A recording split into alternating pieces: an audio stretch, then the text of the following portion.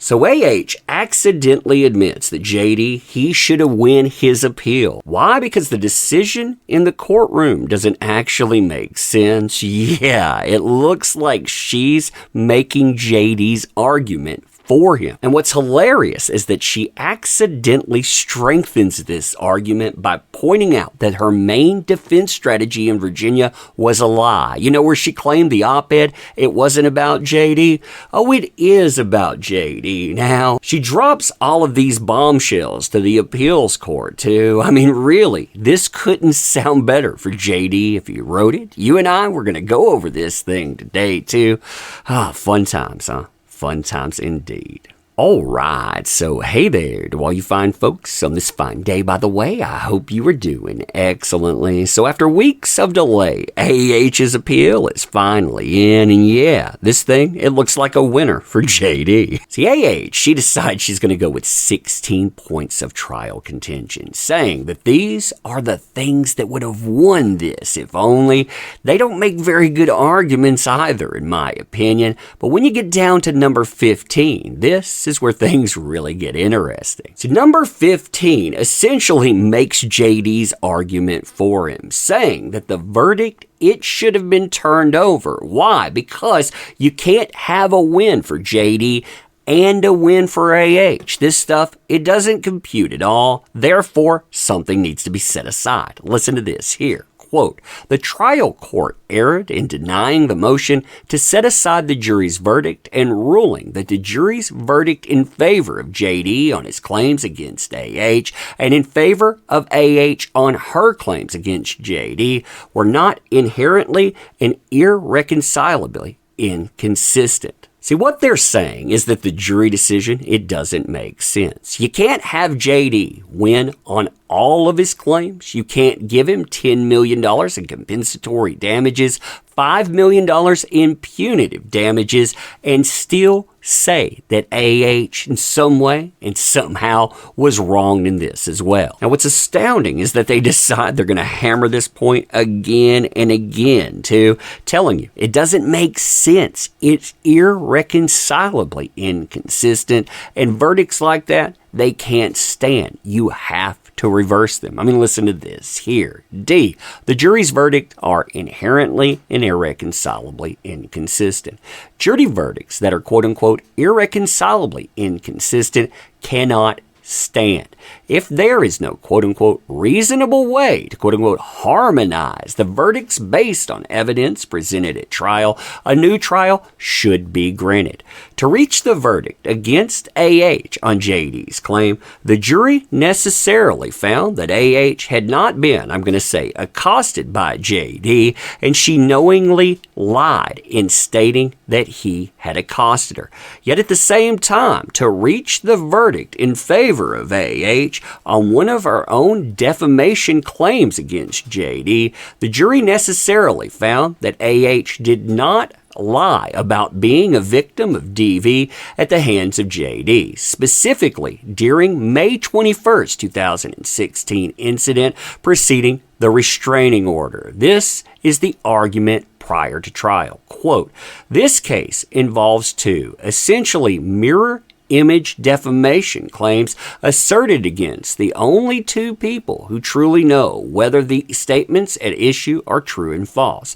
If JD did not accost AH, she indisputably knows her claim that he did is false. If JD did accost JD during their brief marriage, he knows that Mr. Waldman states calling AH a liar are false. Thus, the trial court erred in declining to set aside the jury verdict against AH on the ground that it is inherently and irreconcilably inconsistent with the verdict against JD. The judgment against AH should be reversed and the case remanded for a new trial on JD's claims for this reason. Now this, so it gets even better. Why? Because while AH is arguing the inconsistency of decision, saying only one of us can actually be a winner, she accidentally admits to lying in the courtroom. Her primary defense, the one that says that the op-ed, it wasn't about JD. Well, yeah, it is about JD, but But, listen to this here. In 2016, appellant AH obtained a DVTRO against her then husband, appellee JD. 2 years later, AH authored an opinion piece ultimately published by the Washington Post, in which she discussed the public backlash she had experienced after that legal proceeding and advocated for policy changes to support women who reported gender-based V. AH took great care not to mention JD or to repeat her prior allegations of, I'm going to say, accosting by him, but JD sued AH for defamation, claiming she had quote-unquote revived her 2016 allegations merely by describing the reaction to them. Now, I really want you to think about what AH just did there, because she not only tears down her own defense, but when the appeals court, they start thinking about this stuff, they can remember that statement as well. Why? Well, she added in something about 2 years. Remember, 2 years. That was part of the second claim that JD went on, quote, "Then 2 years ago, I became a public figure representing, we're going to say DV, and I felt the full force of our culture's wrath for women who speak out." 2 years ago, yeah, adding that into her statement. I mean, what in the heck could you be thinking there? Oh, man. Now, this is a problem for AH again and again, too. I mean, she brings up things that she doesn't want the court to remember. Things like charitable donations, for example. You shouldn't have been able to talk about that. Also, as far as her exes, well, you shouldn't be able to talk about that either. Never mind the fact that she was arrested in an airport. In fact, she tells the courtroom that her medical evidence that she said was suppressed, that's just communication. She says, communications with these folks here that are doctors, I said some stuff, therefore that somehow makes it real. And also, I communicated with friends and family and employees, therefore. In fact, she makes it really clear that she wanted a listen and believe case. She's mad because she had to have this case in Virginia, not in California. She figures she could have gotten away with it there.